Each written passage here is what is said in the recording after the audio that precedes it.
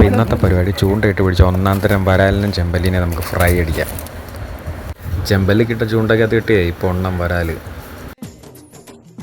ഒരു വാഴയിലെടുത്ത് അതിനകത്തൊട്ട് കുറച്ച് മുളക് പൊടി, ഉപ്പ്, കുരുമുളക് പൊടി, പിന്നെ ഇച്ചിരി മഞ്ഞൾപ്പൊടി എല്ലാം കൂടി ഇട്ടിട്ട് നമുക്കൊന്ന് കൈ കൊണ്ട് നല്ലതായിട്ട് മിക്സ് ചെയ്യാം.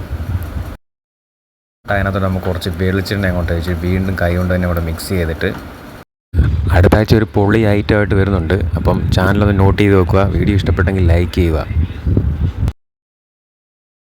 കുറച്ച് വെള്ളവും കൂടെ ഒഴിച്ച് നന്നായിട്ട് മിക്സ് ചെയ്തിട്ട് നല്ല സൂപ്പർ ഒരു മസാല ഉണ്ടാക്കാം. നമുക്ക് മീനെ പുരട്ടാൻ വേണ്ടി നല്ലൊരു സൂപ്പർ ഒരു മസാല ഉണ്ടാക്കാം. വേറെ സാധനങ്ങളൊന്നും ഇടുന്നില്ല, ഇത്രയും ചെറിയ സാധനങ്ങളൊക്കെ നമ്മൾ ഇടുന്നുള്ളൂ. ഇതിനെ നമ്മുടെ പൊണ്ണം വരാലിനെ നമ്മൾ കഴുകി വൃത്തിയാക്കിയ വരാലിനെ എടുത്തിട്ട് അതിലോട്ട് അങ്ങോട്ട് മസാല അങ്ങോട്ട് തേച്ച് പിടിപ്പിക്കാം. സൂപ്പർ പൊണ്ണം വരാലായിരുന്നു. രാത്രിയായിരുന്നു നമ്മുടെ കുക്കിങ്. അപ്പം വെട്ടത്തിഞ്ചിരി കുറവുണ്ട്. നമ്മുടെ വെളിയിൽ അടുപ്പ് കൂട്ടിയിട്ടാണ് ഈ സംഭവം സെറ്റ് ചെയ്തത്. ആദ്യം അടുപ്പ് കൂട്ടിയിട്ട് പാൻ അങ്ങോട്ട് വെച്ചിട്ട് ആദ്യം 2-3 കറിവേപ്പില അങ്ങോട്ട് വെച്ചിട്ട് എണ്ണ തിളച്ചപ്പോൾ നമ്മുടെ മീനെ മൊത്തം അങ്ങോട്ട് ഇട്ട് കൊടുക്കുക. വരാലിനൊക്കെ ആദ്യം തന്നെ വരാലിനെ മൊത്തം ഇട്ട് കൊടുത്ത് നമുക്കൊരു വലിയൊരു വരാൽ, ഒരു കുഞ്ഞ വരാലിനും കിട്ടി. പിന്നെ കുറേ ചെമ്പല്ലിനെ കിട്ടിയായിരുന്നു, മുഴുത്ത ചെമ്പല്ലി. ഒരു കൈയുടെയൊക്കെ അത്രയും വലുപ്പമുള്ള മുഴുത്ത ചെമ്പല്ലിനെ കിട്ടിയായിരുന്നു. ഇത് ഉണക്കത്തെ ജീവനുള്ള ഫ്രഷ് വരാലെ ചെമ്പല്ലി, അത് ഉണക്കത്തൊക്കെ ഉള്ള കുട്ടനാടൻ മീനൊക്കെ വേണമെങ്കിൽ നമ്മുടെ കമൻറ്റ് ബോക്സിൽ കമൻറ്റ് ഇട്ടാണ് സെറ്റപ്പാക്കി തരാതെ ജീവനുള്ള ഫ്രഷ് മീനെ.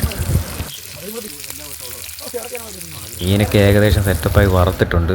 നമുക്കൊരു പാത്രത്തോട്ട് മാറ്റി ഈസ് അങ്ങോട്ട് ഞുള്ളി എടുക്കാം. കണ്ട അതേന്ന് പുക വരുന്നുണ്ടോ?